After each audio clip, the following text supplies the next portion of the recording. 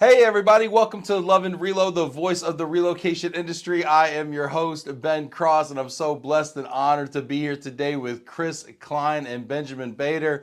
How are y'all doing today? I'm doing excellent. How are you guys?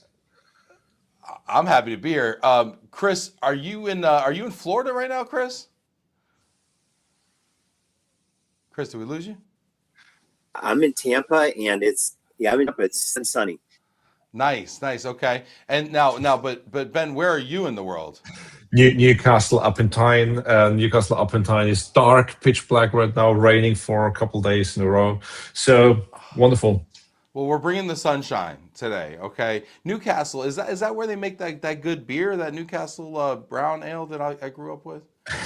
They used to make it, from what I know, they brew it in Scotland now, but it's still a thing. You can still get it. Okay, all right. Get in the comments, y'all. Let us know who you are, where you are. Check in with us here. We got Christian Terneden checking in. Oh man, he's got me speaking the Hi und guten Abend nach England from Orange County, California. How did I do? It's well done. Well done. Yeah, no, see, Sharina didn't know. I knew a little. Is that German? I don't know what that is. Okay, we're gonna say it's German. Is it German? Okay, thanks, Christian. I appreciate you. Let's see, party time. Jason Hall checking in from USI Law. What's up, Jay Hall? Good to see you. Hit that like button. Get in the comments, y'all. We're gonna be talking about mobility stuff here. We got Isn't it happy MasteringGM birthday? Wave ecosystem. We got a birthday. Sorry, Who's your birthday was just Jason. Happy birthday. Jason? Happy birthday, buddy. Hey, round of applause for Jason. Jason, what are you doing today for your birthday? Get in there. Let's go. How old's Jason Hall too, by the way? That's great.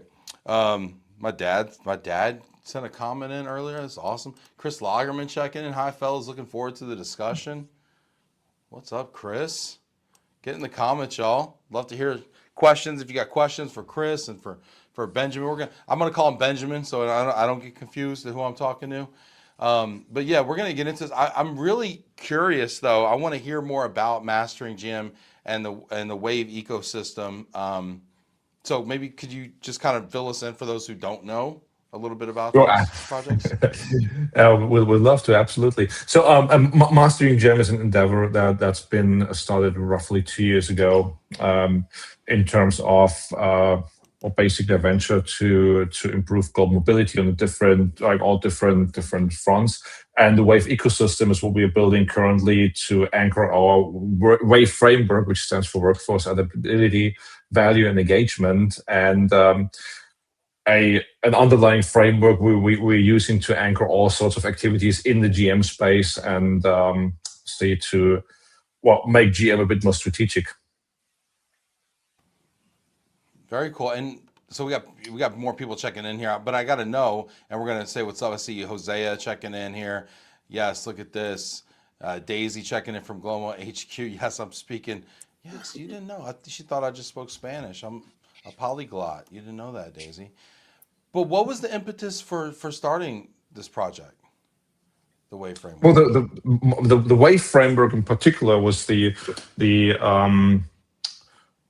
need for it, basically. So what it does is, first and foremost, it's a two-dimensional framework where you start, okay, if you talk about global mobility to anybody who is not familiar with global mobility, what they understand is either moving or visas. That's very limited.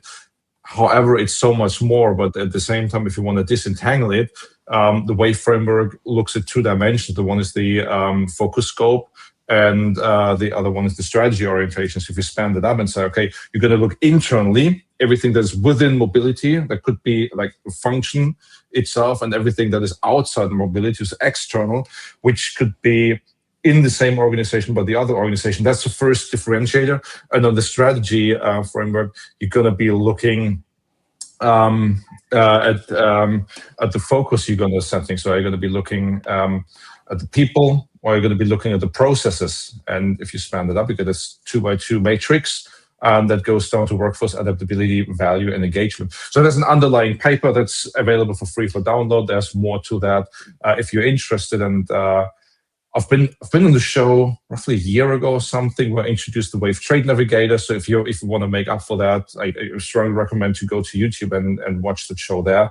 Gives you way more detail, but the framework we have developed is now rather advanced, and we're building a whole ecosystem around that is including an online platform and a number of events across the globe. And the 2026 part is looking at 5 events in 5 major cities in the US. I want to hear about these events too. Go ahead, Chris. Just going to give you a little perspective, a little background here. So Ben is a professor in the HR discipline. So as he's speaking, make sure everybody's taking notes there. He is going to give a quiz at the end. So make sure you know that. For those of you that don't know me, I'm a salesperson. So Ben just gave the very academic, scientific approach to it.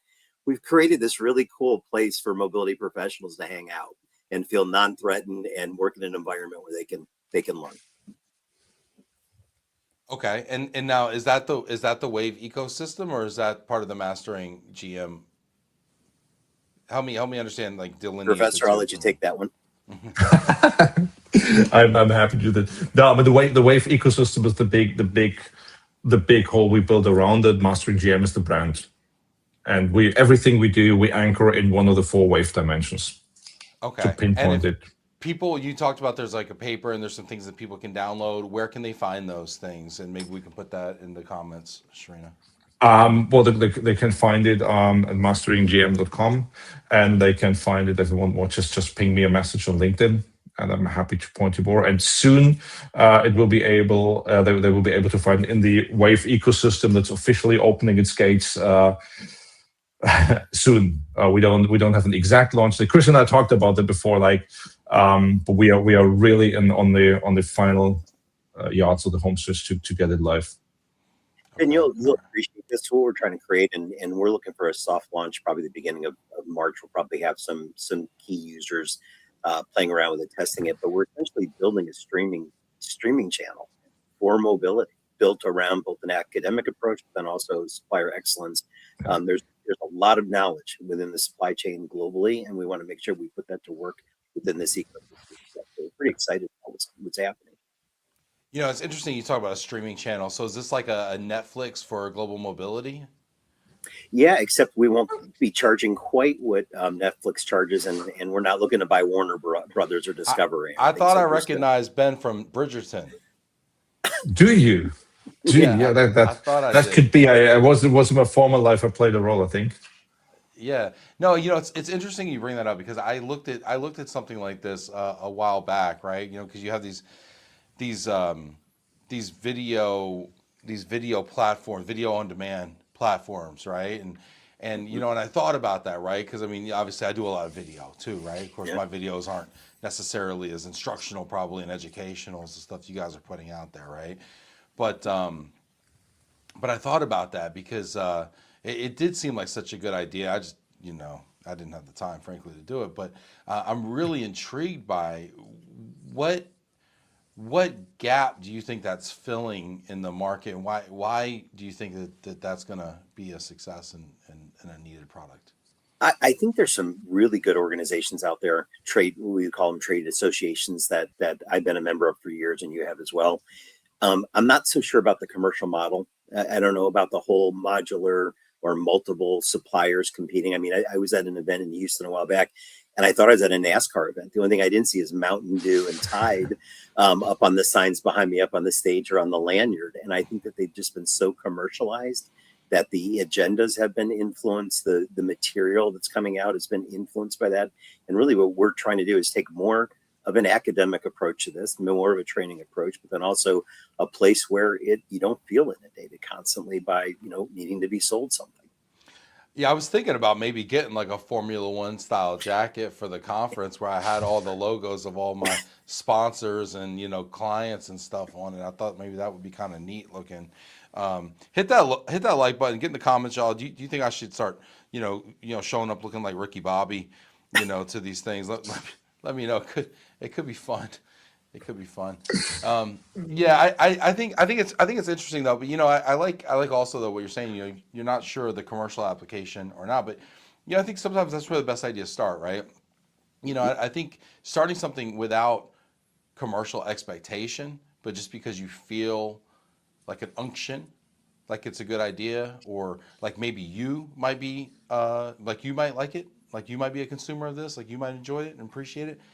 Sometimes that's the best place to start, and then figuring out if there's a market, like later. I mean that sometimes kind of just appears or emerges, or the product market fit kind of emerges over time a little bit. So I kind of dig it. Now you talked a little bit about events. I think you said 5 events, maybe. Is that what I heard this year? That's the one. Yeah.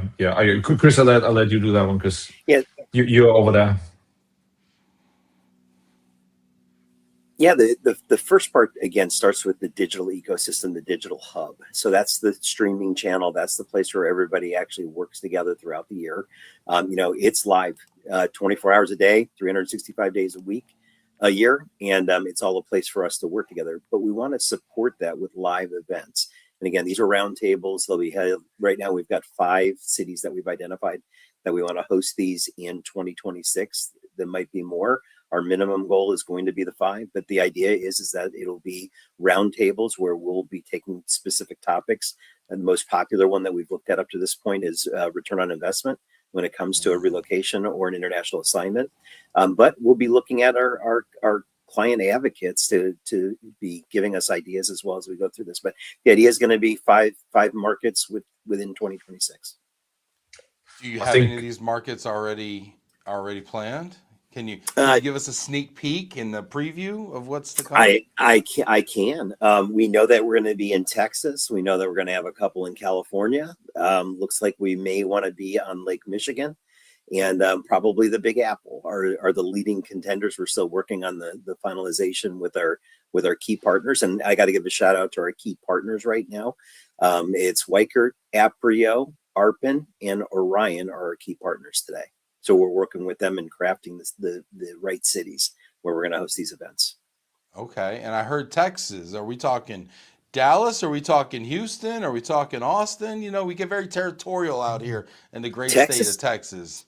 Texas is a big place. It might even be multiple locations in Texas. So we don't know yet. Put in the comments where you want to see us. It's not decided yet. Yeah, right on, Ben. Yeah. So, and to be fair, I haven't been to either of these cities, so it's going to be exciting either way. But let us know where you want to see us. Get in the comments, y'all. Let us know what city they should host MasteringGM events in. I heard Lake Michigan also. I mean, it's unclear. Is that Chicago? Is that Milwaukee? Or is that Gary, Indiana? We don't know exactly. Here's a trivia question for your audience. Where is Orion headquartered? That will answer your question.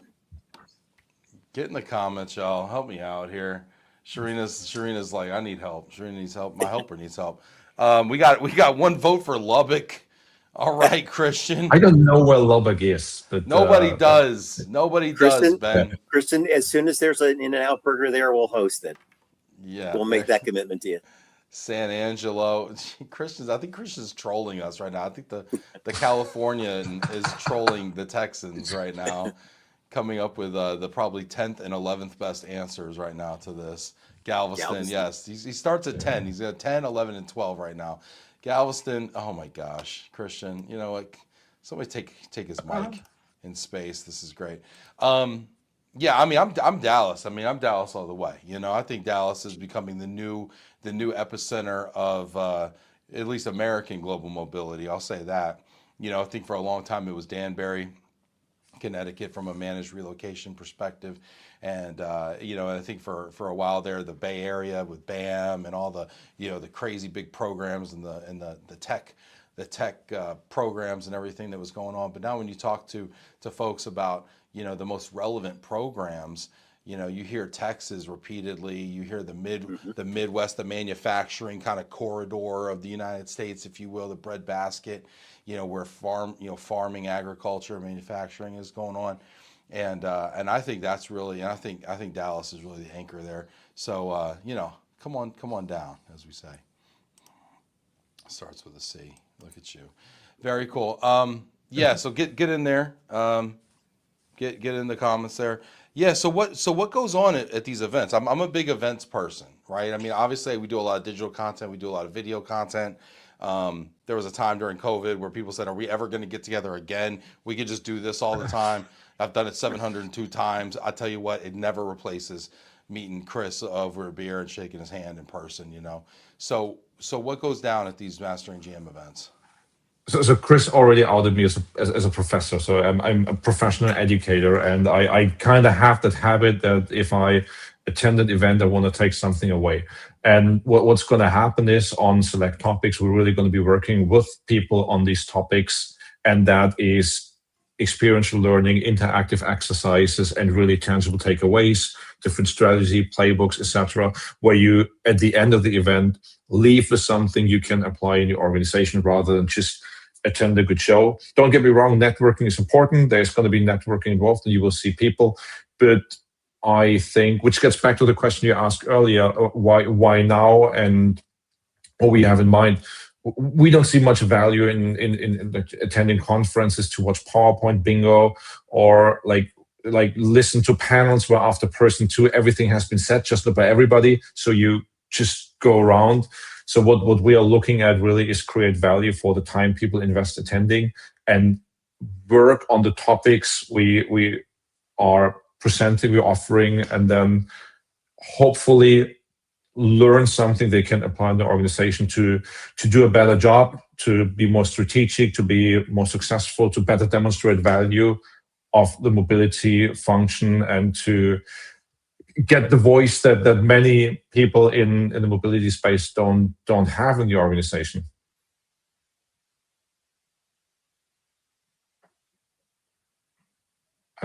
So who's the target audience for these events? It's your corporate program owners. Okay. So then, like, is it open to suppliers, or is it, do they have to kind of sponsor, and it's just the ones you kind of mentioned, and then the rest are just kind of the mobility managers? I'm just kind of trying to understand the dynamics and the ratio kind of people that are going to be there. If we were holding at Dallas, I'd love to have it up at the Star. I mean, it'd be great to hold an event there, and it certainly could hold, thousands of people. But unfortunately, we don't have those kind of venues, so we want to keep these small and intimate. So primarily, it's going to be focused around the corporate customers, and really our job is to facilitate and to moderate. So Ben comes up with the curriculum, talks to the curriculum. We have a series of exercises to go through, and at the end of the day, the corporate has the ability to go back. There's so much information in our industry, but there's not enough questions being answered.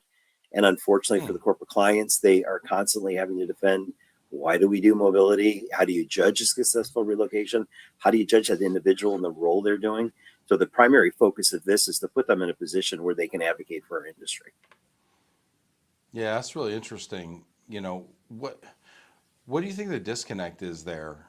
You mentioned having to advocate and maybe a lot of information, but maybe not a lot of answers. I really like the way you kind of put that. What's the disconnect, and how do people fix that? You mean in organizations?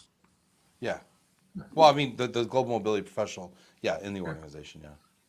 Oh, but one of the big disconnects is global mobility is seen as a cost center in many organizations, because you can pinpoint for every single assignment for the whole program, you get an invoice or you pay for it. So justifying the program to the C-suite is from a cost perspective very transparent, because you know what it costs roughly. In terms of value and benefit it creates, it gets very fussy, because a lot of the tremendously valuable things mobility is doing for the organization are harder to put into actual numbers. And if you are not in a position to explain the value and the benefit of a program in metrics that your CFO understands, you will have a hard time to get the budget and the resources you need. And what we are trying to do is help professionals in the mobility space to better articulate the value they create.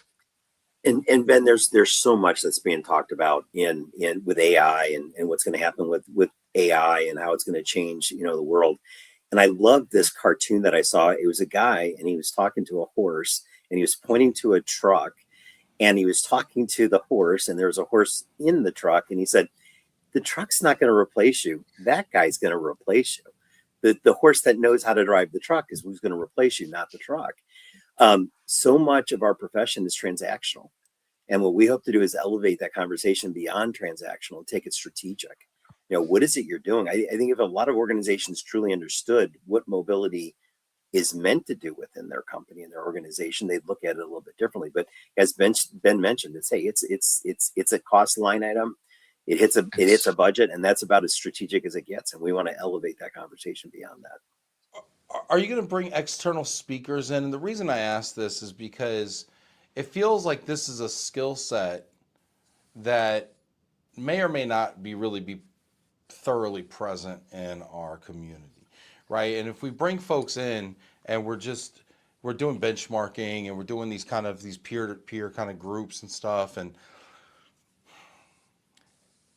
how to sell to the C-suite, how to put business cases together that win, the economics of, the ROI, calculations and discussion. I mean, these are, and maybe you guys possess these skills, so maybe you are the asset there, right? But it just feels like we might need an external resource there.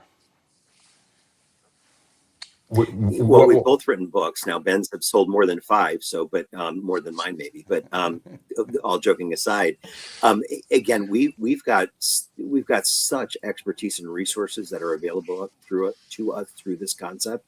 And again, the idea is we don't want to just teach. We certainly want to teach, but we want to facilitate. We want to bring people together in a way that's not, hey, we're trying to sell you on a tax protected home sale program, or we got a small shipment program, or whatever. Those are all great. That's transactional.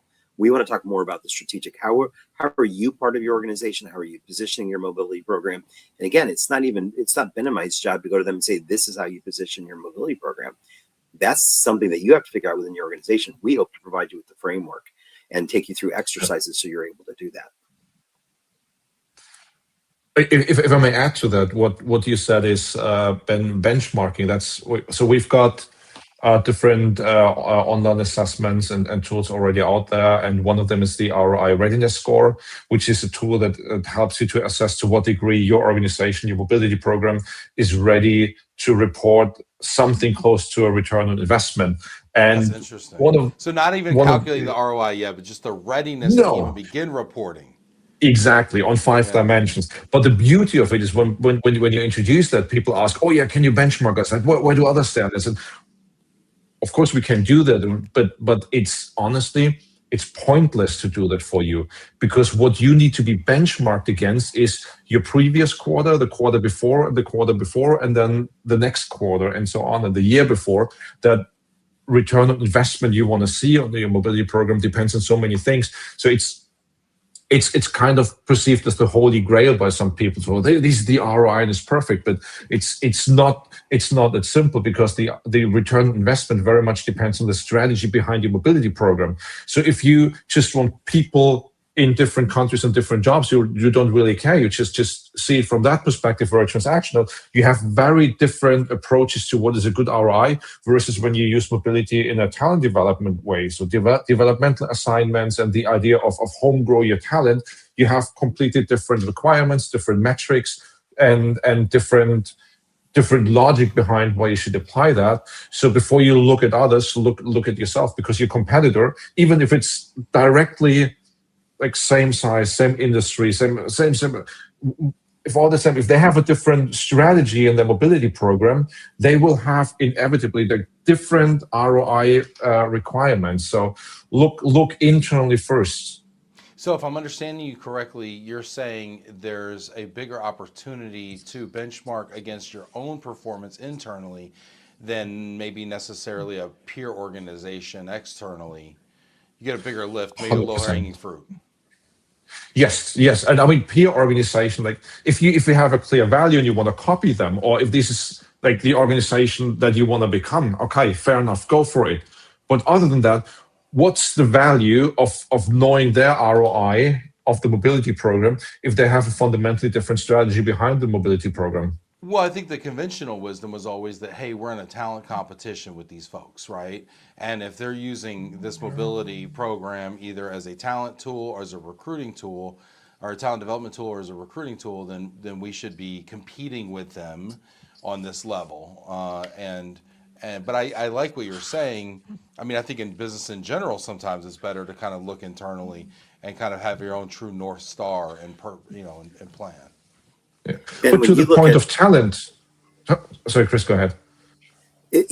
Ben's talking about this internal benchmarking. I'm working with two clients right now in this same space. Client A says, "Hey, we want to take our relocation program global. It's regional now. Decisions are made at in country level. We want to take it global because we are spending too much time hiring new people to our enterprise because we don't have a policy to get them to the new locations." I have a competitor of theirs in the same space saying, "Why are we doing relocation? Why don't we just hire in these locations instead of bringing our talent there?" Because one is looking strictly at cost, the other one is looking at talent as a resource, and they want that talent within their company that already understands the culture, and they want them to stay. And if that means relocating them somewhere on another project, great. Same space, two competitors, they look at this completely different. So if we benchmark them, we've got nothing for them. It's going to be apples and oranges. It will not be anything close. And the talent point you mentioned, Ben, is a very good one. What we've seen in a lot of our research, there's a tremendous disconnect in many organizations between talent and mobility.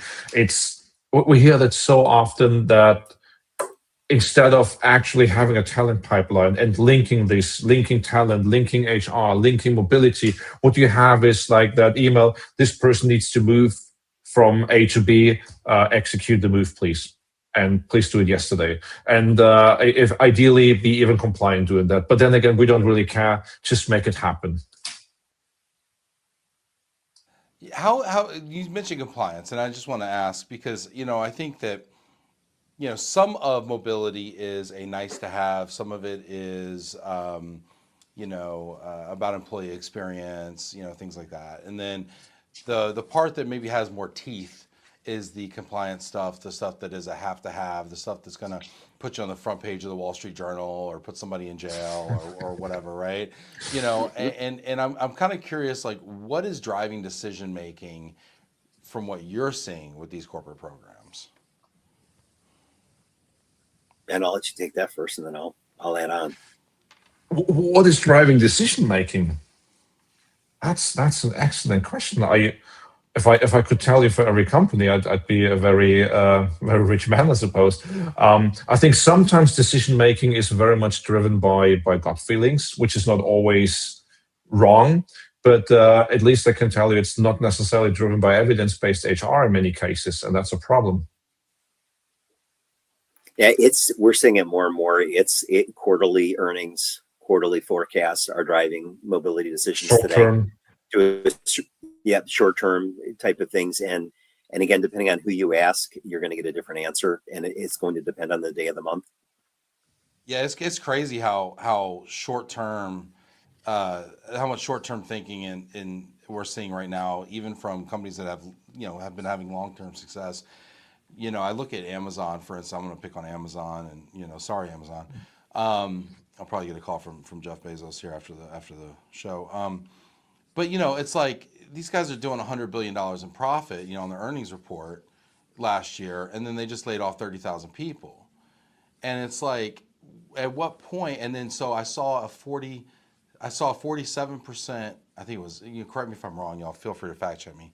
I saw a 47% improvement in their earnings per share, but only it was like a 5 to 7% improvement in their stock price. And it's like it's like what are we chasing here with these cuts, right? We're doing these programmatic cuts, we're doing these cuts in people, we're doing these cuts in program, we're doing these cuts in all these cuts, and it's like, well, you have a profitable company, and it's like if they can't invest in mobility and employee experience. And I'm not saying their mobility program. I mean, I really don't know the ins and outs of their mobility program, so I'm not gonna. This isn't a comment directly on their program at all. Okay, but I do see layoffs, and where I see layoffs, I can only surmise other things. Anyway, so if you look at, I just wonder where the Anyway, what we're valuing here. Go ahead. Yeah, I was going to say, I don't want to name names because I don't want their attorneys calling me up. But I think if you look at the names right now of the companies that are laying off, they would be the same names you looked at 3-4 years ago that was hoarding talent, right? If you look at the companies that are laying people off right now, or not relocating near the numbers that they relocated post-COVID, or maybe at the beginning of the end of COVID, there were stories. They were hiring developers just to keep them out of the hands of their competitors. And I think you really had a war for this talent. I think they hoarded. Amazon's got over 1 million employees, right? There's probably a little fat there, little, 30,000 on 1 million employees is really nothing, really, when you think about it. But I go back to 3 years ago and the impact that those same companies were having on our industry, because they were gobbling up and hoarding talent. And now they're shedding that talent because they don't need it for whatever reasons. Let's get in the comments here. Get in the comments, y'all. Let me know what you're thinking here. What questions do you have? What comments do you have here? I'm really curious here. We're gonna check in with folks here. Even my dad's checking in. Look at Dad. Somebody woke Dad up. What's up, Dad? Appreciate you. Francisco Solis says mobility teams can play such a big role in talent strategy beyond facilitating employee movement. How have you aligned with your site strategy team? How are finding talent hubs with easy immigration and mobility options? How have you? Yeah. So kind of talking more about the strategic side of it. Francisco, how do you get there though? Like, how do you ascend to that level of understanding from the tactical, right? From the putting out fires and moving people around and shipping household goods. I mean, I'm kind of curious. Daisy, That's a very, very, very, very valuable comment. So yeah. I definitely agree. Do you want to comment? You want to comment on the comment? Let me comment on the comment. No, I mean, Francisco is absolutely right. Mobility teams can play such a big role in talent strategy. I would like to add, like, if you let them. Yeah. Yes, but if you let them, but they have to also make the case for being in the room, right? Or being, in the conversation. It's kind of a chicken egg kind of thing. Daisy says, what's the hardest strategic trade-off MasteringGM has had to make in the past year? That's deep. The hardest strategic trade-off. Well, basically, softball questions about footy or something in here. We got hard-hitting questions. For me, it's the trade-off is go big, go small. We decided to go big or go home. So we were initially looking at maybe one city and a couple other supporting pieces, and we said, you know what, we're not going to do one city, we're going to do 5 cities, and we're going to launch the ecosystem. Right, Ben? Would you say that's the biggest trade-off? That's the biggest trade-off. Yeah, I love that. By the way, I think doing more is so underrated. I think being prolific is so important. Some people are so obsessed with doing one thing, doing it right, doing it one time, getting it perfect. For me, it's like you could go out and you could make a half-court basketball shot, right? Does that make you a great shooter? No, it made you lucky. It means you did it one time. It's about going out and doing it 5 times, 10 times, 20 times. It's about repeating it. And that's frankly, that's how you get better at it too. So I love the fact that you guys are doing 5 instead of 1. I look forward to hearing kind of the takeaways and your impressions from doing it so many times and your learnings. That's good stuff. Yeah. Caroline says reactions, not planning. Yeah. I think that's been the paradigm. Christian says strategic trade-offs, a lump sum only benefit for people that need more service. Lump sums can be great for people that don't and are self-sufficient. Well, let's talk about that. I mean, you want to talk about an over? Well, then, Ben, thank you, Christian. That are self-sufficient. Who is self-sufficient in relocation? And by the way, I am not blasting lump sums. Lump sums are company decisions. Lump sums with no support, assuming that the person knows how to get it done. Big.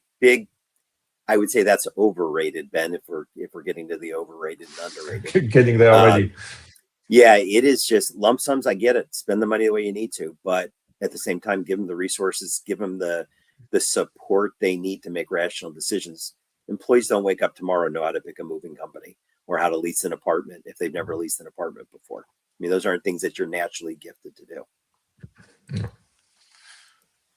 Lump sums are dangerous if you offer money to people who don't know what they're doing, because it's always tempting to say, I take the money and it's safer, but some things are just, for them, it may be the first time or the second time, or things like when they actually move and they don't really know what they're doing, where they're going, versus on the flip side, people running mobility programs exactly know what they're doing. And if you let them make the decisions and make them the spending decision that is eventually better for the employee, who may or may not get lucky in like some good decisions, or end up with or some couple grand extra cash, hooray, but then have a very disappointing experience.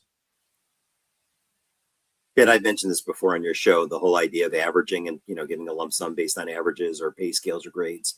And I mentioned that, based on the law of averages, you can get a nice cold bucket of ice. You can get a scalding bucket of water. I can put a foot in each one and I'm quite comfortable, right? That's the law of averages. So, that's one of the problems with lump sums. I remember, it's so funny you say that, because I remember going to hear Robert Reich, and I'm sorry, am I okay? Mike, we can hear you. You're right, yeah. Yeah, cool. I'll turn it up a little bit.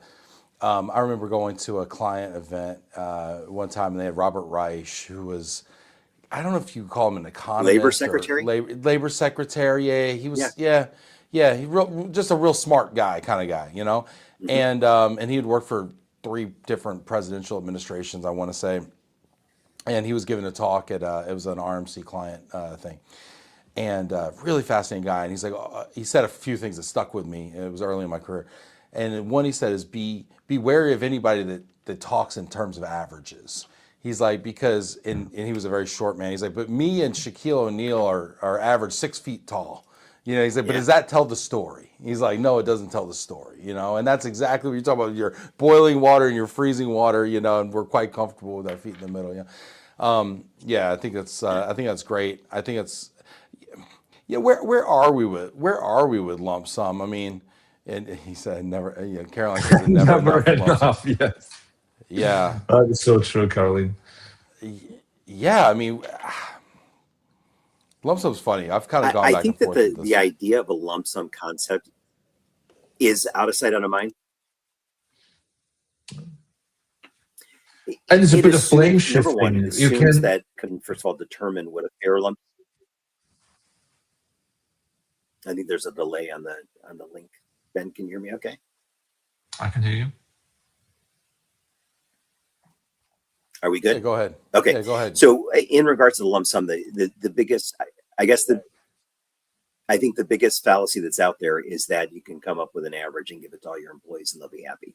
That's number one. Are lump sums here to stay? Absolutely, because clients think it's the easy button. Just give them, 10 grand and they'll get here the best way that they can. Problem is they end up overspending, underspending. And again, they've mentioned, what their care level is for that employee. Yeah, is there a smarter way to do lump sums?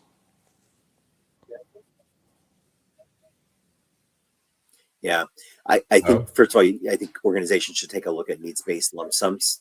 Can you hear me okay, Ben? Can you hear anything I'm saying? Yeah, you have a slight delay, but yeah, we got you, Chris. Okay. I think that lump sums do work. There is a smarter way to do it. I think more of a needs-based lump sum, again, determining what it is that the employee needs and then connecting them with the resources to be able to spend that money adequately. I think the client gets control, but the employee also gets what they need.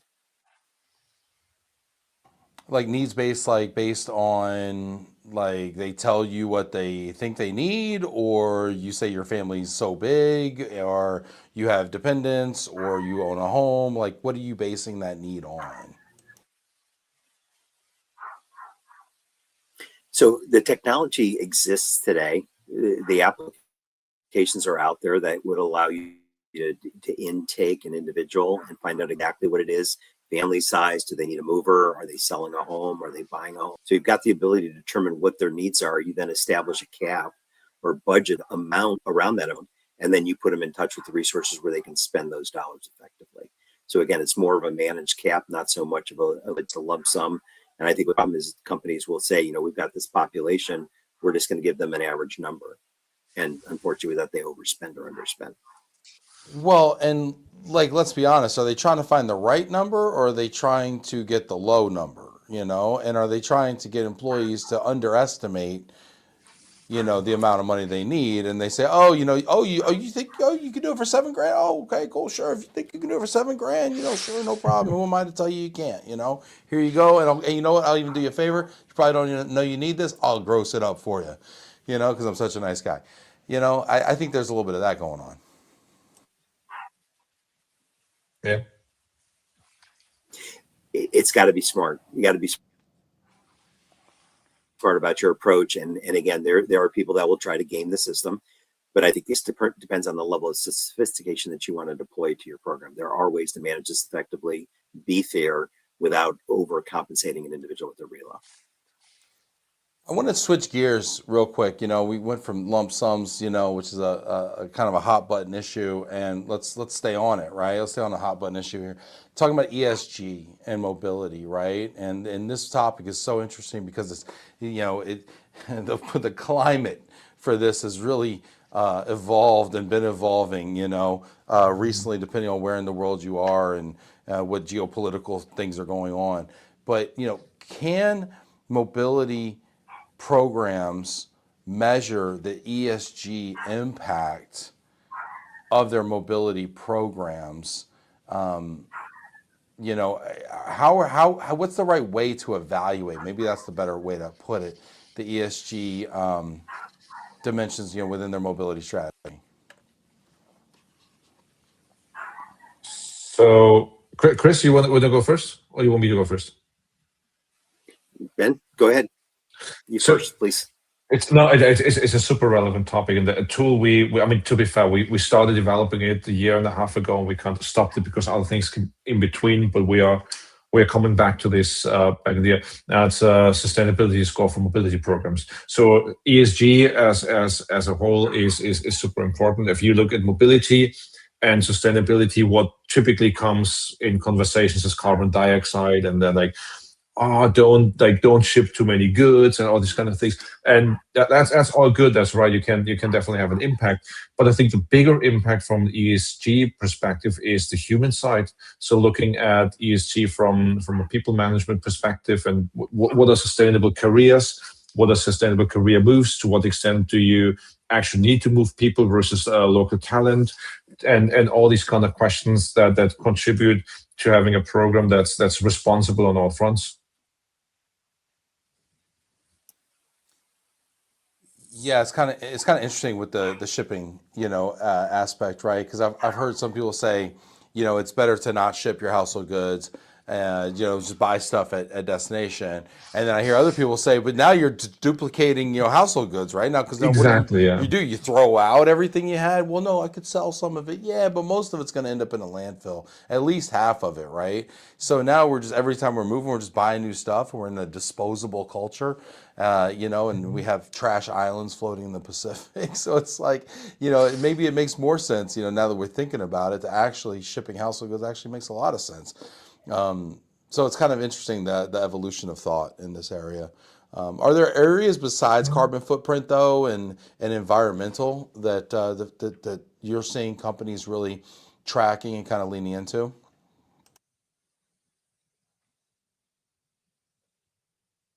Chris, you mute.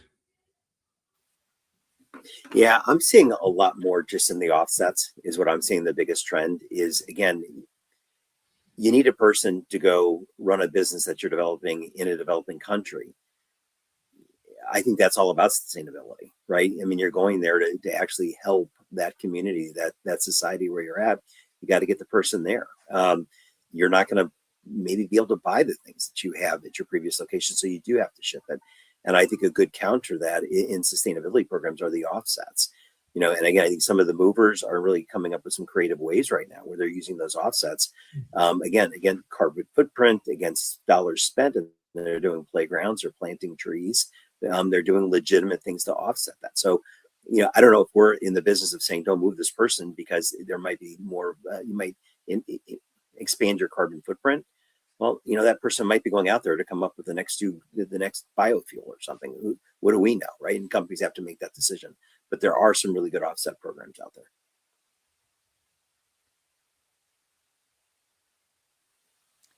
Do you see any innovations in the way people are measuring ESG in their programs? Well, Define I think innovation. Like, I mean, any new metrics or anything that are, KPIs. I mean, we talk about carbon off, carbon. I don't know. I'm just kind of curious if there's you've seen anything novel here. Chris, I think I it's. haven't. I mean, it's not novel. It's not technology. I think measurement is the first. What are you doing? What is when it comes to mobility? What is your carbon footprint? And I think it starts with just the ability to be able to track that. And again, I think the movers are leading that way so far because they're literally saying, "Hey, here's methodology. Here's ways to measure it," and then they're coming up with formulas to come up with some offsetting strategies as well. Jack Taylor's got a comment here, and I'd love, Jack, tell us more about what you're talking about here. Jack, this is Jack Taylor, I think it is, from Canada. He says, waiting for the rest of our materials to be consistently resilient in heat, and we can switch all materials to recyclables. Only thing is the tape. Jack, tell us more what you're talking about here. Jack's from a mover, Taylor, moving and storage, I think. Jack, correct me if I'm wrong. Really curious there, being from a moving background, I'm always curious, like, are we ever going to get away from, paper? I mean, not only are these paper boxes, these corrugated boxes, right, which are just everywhere. We live in a cardboard society, it feels like now with Amazon. But then you stuff the box with as much paper as you literally possibly can so that you have crush strength, edge crush strength there so you can stack these things 10 high in a truck or a container when you move it. And it's like there's so much freaking paper involved in this whole process. It's just mind-boggling. Jack, I'd love to know what you're seeing up there in Canada, buddy. Let's see here. I hear a dog. We got a dog in the house? Where are my dogs at? I hear that too. Chris? She got a dog over there? I'm not barking. Is that your dog, Chris? Is that your dog's barking? Take your shoes off? What are you doing?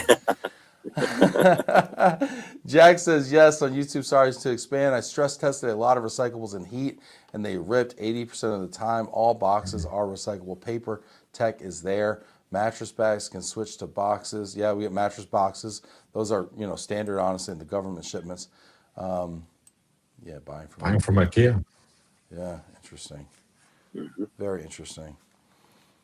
Cool. We got time probably for one more kind of comment or thought here before we get into our overrated, underrated. Actually, you know what? There's two of y'all. Let's just get into it. Let's just have some fun, guys. All right. And you know what, Ben? You're going to go first now because Chris is on a little bit of a delay. So we're just going to hop into it, Ben, and you're going to lead. Okay. You're leading this dance. All right. Let's see.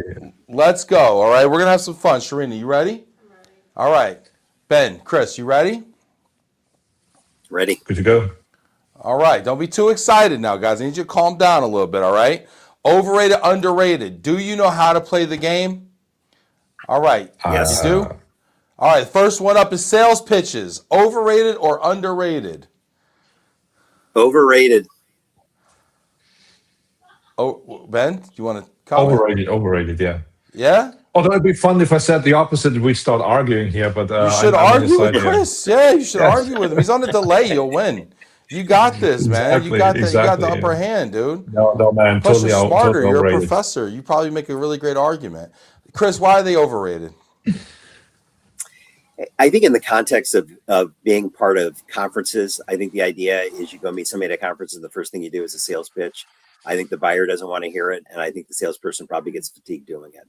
I think it needs to be more of a collaborative approach, find out what's going on, what the customer's needs are, and facilitate those kind of conversations. Yeah, great point. I'm going to make a counterpoint. There's a lot of people out here taking free dinners, okay, and they don't want to hear sales pitches, okay. Listen, you want to stay. You want two nights at the timeshare for free. You got to sign up for the 90-minute pitch at the end, okay. All right, that's just the cost of doing business, okay.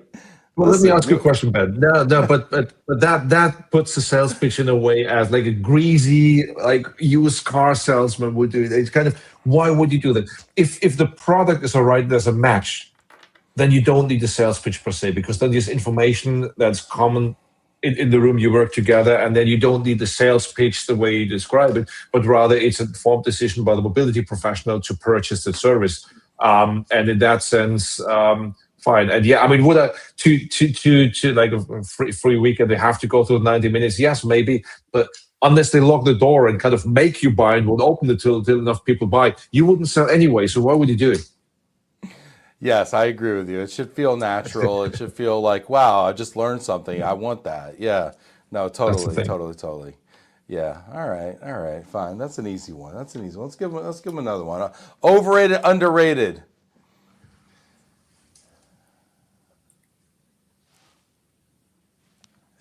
Intimate Underrated. workshops. These are not Underrated. intimacy workshops. These are intimate workshops, okay? Explain the difference to us, Ben, okay? Explain, because I just want to make this a family show, okay, Ben? I want to make sure, what are we talking about here? The card here, I got no idea what.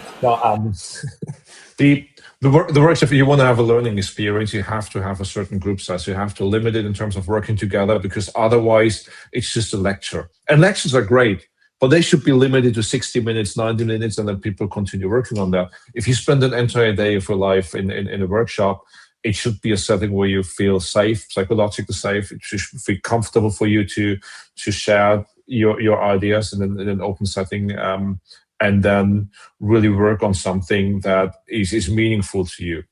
And so we should see more of that. I like it. Because now you're kind of making these like deeper connections, right? So instead of making, superficial connections with 100 people, you make deep connections with 10 people. Yeah. I kind of like that. And go back to the point with the sales pitch. If you as a vendor are in the room in such a workshop and are on eye level and work on a topic and come from the content perspective, that is a natural way to show you the product or the service you're offering. And then if there's a match and the fit, then you don't need these 90-minute pitches. We got questions coming in. Christian wants to know, if you participate in one of these questionable workshops, do you get 2 hotel nights free? Well, if this was do you have to bring a spouse or partner?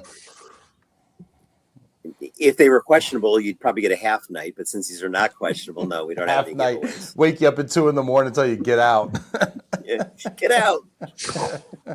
Like a fire drill. This timeshare extreme, then, right? Oh my gosh, that's great, Christian. Christian's got a great sense of humor. I love when people watch this and they don't take us too seriously. Listen, we try to bring some smart stuff here, but we also try to have a lot of fun. Jack says, I personally request that people just make the expectations known. He's talking about sales pitches. It's inauthentic to think I am doing this for the goodness of my health, else we can split the check like friends do. That's me, though. Jack, we can split the check. You can just get the whole thing, Jack. Come on. Your name's on the side of the truck, buddy. You got this.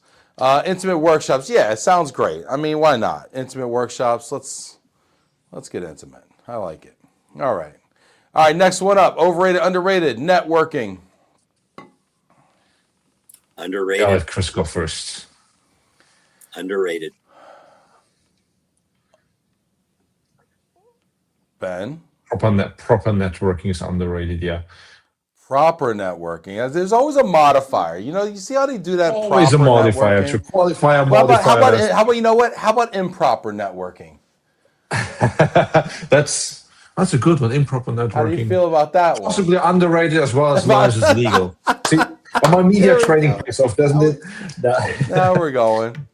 No. Networking for the sense of really creating meaningful connections. So we need to see more of that. And people buy from people.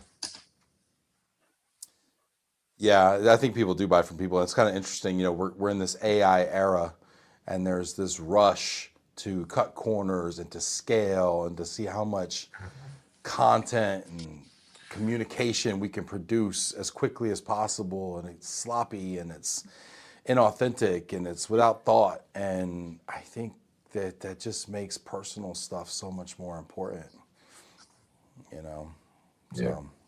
Ben, I was on a call today with someone that it's part of my LinkedIn connection, and this person had just lost the job and they're looking for a new position. And we were talking about, what is the best way to get out there? And I just said, it's your network. It's all about your network. right? You can fill out in this person's job, they're not going to get that replacement job by filling out an application. It's going to be getting her to somebody who actually is looking to fill that type of role. So, networking in life is important, not just sales, right? Or not just mobility. True. Extremely 100%. And we read statistics on the recruiting side because we do a lot of that here at Glomo, and they say up to 70% of jobs aren't posted. Yeah. And when you think, well, how do you get them? If they're not posted, how do you get them, right? It's like, well, it's who you know, or even better, I heard once, it's who knows you. And Great. They call you. Yeah, put that in connection with hire for attitude, train the skills. There you go. If All somebody's right. vouching for you, there you go. Yeah, we had a dinner. I had a dinner the other night with a friend. I'll say a friend, but I also say a client prospect, and we were sitting out at dinner, and the guy's like, I love you, talking to me, right? And he's like, and if you vouch for this person, then they must be good too, And I was like, wow, like I felt like I was in a mob movie or something. I was like, I hope this guy doesn't do the wrong thing, I get whacked. But it was kind of nice. It was like, wow, like our word really is so important, and it's kind of old school, but it's so neat. It's really cool. Yeah. All right, let's keep it moving here. How many we got? All right. Overrated, underrated diagnostic tools. I'm not talking about getting your car checked out. Am I? No, I don't know. No. I was going to say let Ben go first. I think they're totally underrated because it's a calibration in the first place. It's a first start to getting a proper metric. See where you stand. Chris, do you want to comment? I agree. You can't fix what you don't know. It all starts with diagnostic tools. And when we talk about internal benchmarks, what did you do this year? What did you do last year? Is really extremely important. What are your results? Yeah. You move from a feeling to evidence-based information. Yeah. So have I gained weight, right? I have a feeling that I didn't, but the scale tells me otherwise, right? So that is a diagnostic tool that helps me to overcome my own vanity in this case. Don't know, but diagnostic tools are so important and so underrated. Okay. What if you don't believe the scale either? Yeah, maybe. Where's my tin hat? Let me get that. I do believe my. But yeah, you're right. I mean, it's. But then. What's funny about that though? I'm gonna counterpoint. I'm gonna tell a quick story. I told the story the other night. My last job, the last time I had a job, I was working for a company, and I was kind of new, and I was the vice president of sales and marketing. And I went to the CEO, this lady. She was like 70 years old or something, and I was like, hey, how am I doing? She said, oh, you're doing fine. I was like, well, can I have some feedback? Because I was like that type of person. And she looked at me like crazy, like nobody had ever asked her that. And she's like, yeah, come back to me with that. And I started walking out of her office, and she was like, actually, hold up. You know what? Yeah, I got some feedback for you. I was like, oh, because that's one of those questions you always ask, but you never want to hear the answer, right? And then she was like, yeah, I got some feedback for you. I'd rather you not be so in the numbers. And I'm like, what? Numbers. Yeah. I'm like, what do you mean? Because my whole career I was taught to be more data driven, and my boss was like, you don't know your numbers. You need to know your numbers. You need to know them like the back of your hand. You need to be able to report out on everything, all this stuff, right? And so I was drilled on that my whole career, and now I'm in this organization that's a little different culturally. And this lady's like, yeah, I've worked here since I was the receptionist, and now I own this place. She's like, I can walk the hallways here and tell you if we're doing well. She's like, How old were you? I can hear the din. I can hear the din of this. She's like, I can hear the din of this place. I can overhear the conversations. I can look at the way my salespeople carry themselves and tell you if we're closing business or not, which is a leading indicator of what's actually going to hit the P&L. How old was I? This was probably 2016. So I was probably 34, maybe 35 in that range, probably when she had. And she was 70. And she was probably 70, 69, something like that. Yeah. And I need data to make. But she was like, I noticed in my experience. Yeah, she's like, well, yeah. She's like, I know this in my bones, and Yeah. and it was like at that point, like I was consciously competent. Like if I had the data in front of me, I knew how to do my job. She was unconsciously competent. She could just feel it. She had it in her bones, and she knew it. And she knew it before I knew it because all my numbers were lagging indicators for the most part, and she knew it before it even happened. So I agree with like what you're saying. Theoretically, I agree with what you're saying, but I also think that there's people that just know it too. And so going back to your weight loss thing, let me just real quick bring this around full circle. Yeah, go ahead. So the weight loss thing, right? Because I've tried this before to lose weight, right? And I know that sometimes you can trick yourself by weighing yourself at certain times of the day. Yeah. Yeah, and you Yeah. can make the scale say certain things when actually you're moving in the other direction. Okay, you know Yeah, what I'm talking about. You know what I'm talking about. yeah, Yeah, yeah, and you're but then you're actually lying not to moving in the yourself. right direction. You're Yeah, lying to well, yourself. hey, numbers lie. Sometimes. No, So the they're numbers don't lie. diagnostic The tools. numbers don't lie. Yeah. It is, but to getting back to the point, but like maybe that lady actually really 100% knew what she was doing. But the point is that kind of thing you could also get in the pitfall of not questioning yourself anymore. And then if you don't get a sense check here and there, and especially, I know nothing about this company, and it may be completely off here. But if you're at a certain point, people not telling you anymore that you're right, and you just believe there's it's a thin line. It's a thin line, Oh, and you're 100% correct because you can be yeah, delusional and you can have people that aren't, and you can become complacent and you can take your eye off the ball. Like you're 1,000% yeah. correct. I mean, I'm just offering a slight counterpoint, but you are. I think I No, think no, all the good. the chance of being wrong is higher than the chance of being right, in that type of approach. Possibly, yeah. Interesting. All right. That's a good one. Last one up. Overrated, underrated. Category exclusivity. The hell is Oh, this? Chris. What are we talking about, Chris? Underrated. What is this? Underrated. I think specifically when you look at categories and you look at NASCAR, and we were talking a little bit about Tide and Mountain Dew and a lot of these conferences. Snap-on tools. You have so many suppliers. They're there to try to get as much face time as they possibly can, but they're not really committed to the events. And I think part of what we're trying to do within our ecosystem is create limited slots, which will then result in better quality, much better quality, much more commitment. Yeah. Interesting. Yeah. Yeah. Yeah. This is great. People are weighing in here. Appreciate you, Jack. Jack saying what to improve beyond your eyes can see. You should also be able to spot the inefficiency bias. Both are important. Yeah. Category exclusivity. Yeah. Yeah. I like it. I like it. This is great. This is a lot of fun. This is great, y'all. Love talking to you guys. Chris, Benjamin, fantastic. I wish y'all, the most success and luck with these projects and everything. And I just, if you are coming to Texas and you're not doing it in Lubbock or Galveston or something, let me know. Maybe I'll pop in, say what's up. I'm planning on staying at the new house. I haven't seen it, so Come on by. We got some room, The wife's out of town. I can do whatever I want, We'll see. good. Awesome, guys. Hey, thanks so much for being here. Appreciate everybody watching today. Thank you, everybody. Take care, and we will see you tomorrow at a different time for the NTRP Love the Journey. We'll be live on site at a conference, so we'll be networking. Take care, Brilliant, everybody. good stuff. See ya. Thank you so much.